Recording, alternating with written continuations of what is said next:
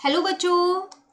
आज मैं आपको क्लास नाइन्थ का chapter number 1 number system support material से कराऊंगी। चैप्टर हम शुरू कर चुके हैं, क्वेश्चन नंबर 1 to 20 हम कर चुके हैं। आज हमें 20 से आगे के क्वेश्चंस करने हैं, ठीक है।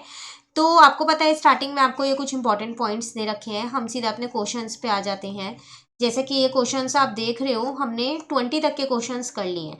तो जिन भी बच्चों ने अभी तक 20 तक के क्वेश्चंस नहीं किए हैं, लिंक आपको नीचे डिस्क्रिप्शन में मिल जाएगा, आप वहां से पहले ये वाले क्वेश्चंस कर लीजिए, ठीक है। चलिए आज हम शुरू करते हैं क्वेश्चन नंबर 21 से।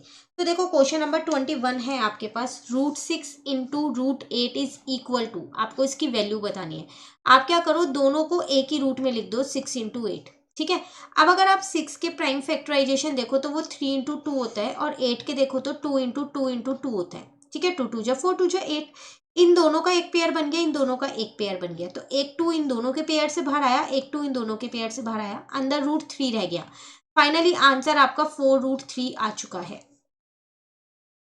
क्लियर। चलिए क्वेश्चन नंबर 22 पे आ जाते हैं। कह रहा है after rationalising the denominator of, आप इसका जब डिनोमिनेटर को रैशनलाइज करोगे तो we get the denominator as. तो बताओ फिर डिनोमिनेटर क्या मिलेगा। तो जब हम रैशनलाइज करते हैं तो हम तो अपोजिट साइन से रैशनलाइज करते हैं ना। तो 3√2 माइनस 2√2 है। अब मल्टीप्लाई किससे करेंगे, 3√2 प्लस 2√2 से, ठीक है। और यहाँ पर भी किससे करेंगे, 3√2 प्लस 2√2 से।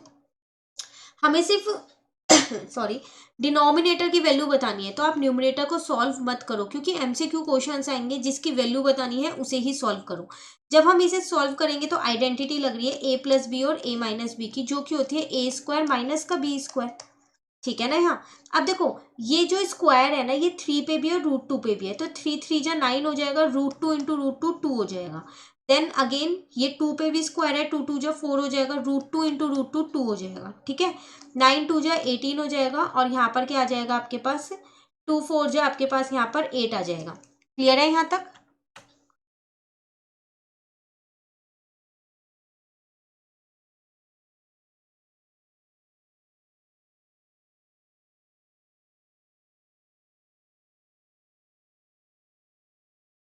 ये 3 जा 9।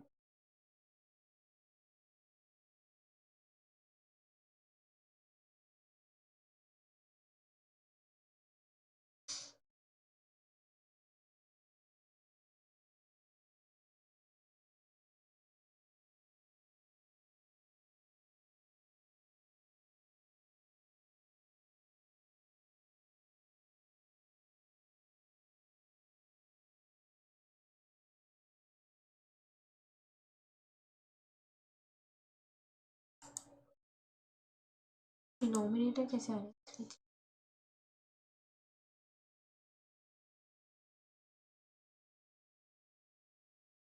18 में से 8 जाएगा तो आपके पास तो 10 ही बचेगा।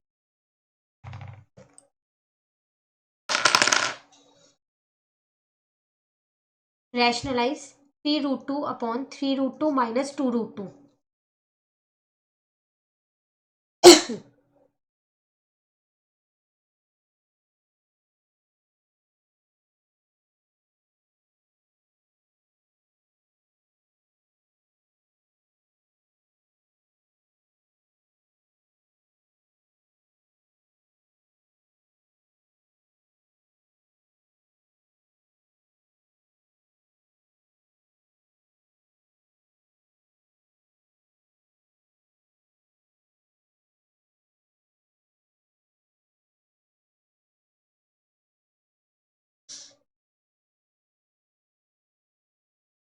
Class ninth chapter number 1 support material question number 22।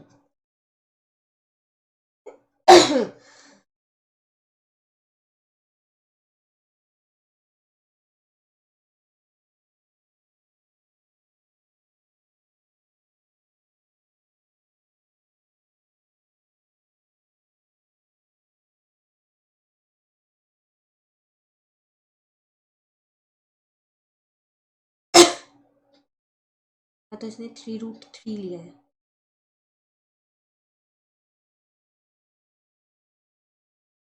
तो उसका 19 बच रहा है।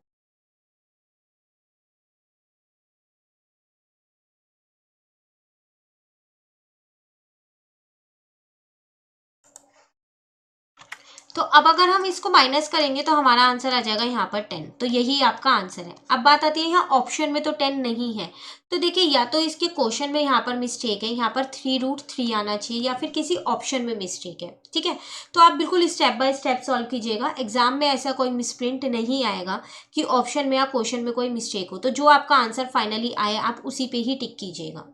क्लियर? चलिए क्वेश्चन नंबर 23 पे आ जाते हैं। Which of the following is equal to A? बताओ इनमें से ए के इक्वल कौन सा है? तो अगर आप यहाँ पर देखो तो आपको वैल्यू निकालनी पड़ेगी। ठीक है ना, तो अगर हम सॉल्व करें तो देखो ये आसानी से सॉल्व हो रहा है। जो आसानी से सॉल्व हो जाए ना पहले आप उन्हें सॉल्व करो। ए की पावर 3 है, इस पे एक और पार है। आपको पता है पार के ऊपर पार जो होती है वो मल्टीप्लाई की होती है, और जो ये रूट हटेगा तो इधर आके ये भी 1/2 हो जाएगा। तो ये इससे कट हो गया, यहाँ पर 3 से 3 कट हो गया। फाइनली अगर हम देखें तो सीधा सीधा ए आ गया। डायरेक्ट हमने एक पार्ट उठाया, सी पार्ट उठाया, और वही हमारा ए के बराबर आ गया। तो इसका मतलब यही हमारा आंसर आ गया। आप इसे माइनस वाले को सॉल्व नहीं कर सकते, इसको छोड़ दो। इसको सॉल्व कर सकते थे आप, इसको सॉल्व करके देख लो और इसको सॉल्व करके देख लो। ठीक है, तो जो आप आसानी से सॉल्व कर सकते हो ना उन्हें सॉल्व करो, आपका उसी में ही आंसर निकल जाएगा। क्लियर? चलिए क्वेश्चन नंबर 24 पे आ जाते हैं। यहाँ आपसे क्या कह रहे हैं? The product of any two irrational number is. बताओ दो इरेशनल नंबर का प्रोडक्ट क्या होता है? हमेशा इरेशनल होता है, हमेशा रैशनल होता है, या फिर हमेशा इंटीजर होता है, या फिर कभी कभार रैशनल और कभी कभार इरेशनल होता है।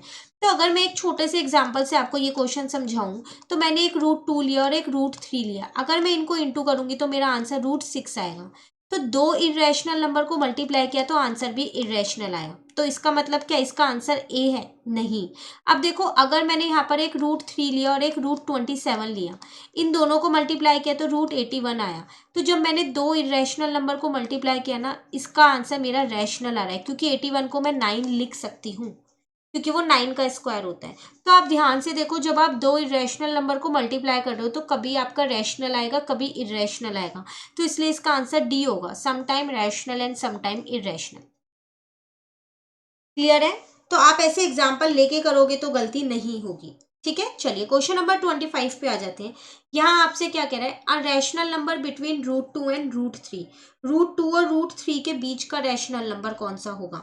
तो अगर आप ध्यान से देखो यहाँ पर, तो ये तो आपके पास √2 की वैल्यू होती है 1.414, ये तो आपको याद है। उसी तरीके से अगर मैं आपसे बोलूँ कि √3 की वैल्यू है, देखो 2-3 रूट की वैल्यू याद रख लेना। ठीक है, ये है √3 की, 2 और 3 की तो खासकर याद रखना। अब आप ध्यान से देख लो, इनके बीच में आपका सी वाला पार्ट आ रहा है 1.5, ये तो नहीं आ रहा। इनको भी आपको ए और बी को सॉल्व करना पड़ेगा, पर हमारे को सीधा सीधा सी आंसर मिल रहा है 1.5। तो इसका मतलब इसका आंसर है सी। क्लियर? तो यहाँ पर आपके इस चैप्टर के सपोर्ट मटेरियल से एमसीक्यू क्वेश्चंस जो है वो कंप्लीट हो गए। 25 क्वेश्चंस थे, बहुत ही अच्छे से कीजिएगा इनको। अब जो आगे के क्वेश्चंस हैं वो फिल इन द ब्लैंक्स है, लेकिन हम ये सारे questions fill in the blanks हो गए, ट्रू फॉल्स हो गए, इनको समझ के करने वाले हैं, क्योंकि ये भी आपके एमसीक्यू की फॉर्म में आ सकते हैं। ठीक है, अब ये वाले क्वेश्चंस हम अपने नेक्स्ट क्लास में शुरू कर देंगे 26 से। तो आज हमने क्वेश्चन नंबर 21 to 25 करके अपने एमसीक्यू क्वेश्चंस जो है वो कंप्लीट कर लिए इस चैप्टर के सपोर्ट मटेरियल से। कोई भी डाउट हो आपको तो कमेंट करके पूछ लीजिएगा। आगे के क्वेश्चंस हम अपनी नेक्स्ट क्लास में करेंगे। तो अगर आपको ये वीडियो अच्छी लगी तो लाइक ज़रूर कीजिएगा और मेरे चैनल को सब्सक्राइब कीजिएगा। आप मुझे टेलीग्राम पर भी ज्वाइन कर सकते हो। मेरा चैनल टेलीग्राम पे मैथ्स बाय श्वेता के नाम से है, वहाँ पर आपको सारी वीडियोज़ की लिंक मिल जाएगी। ठीक है, थैंक यू।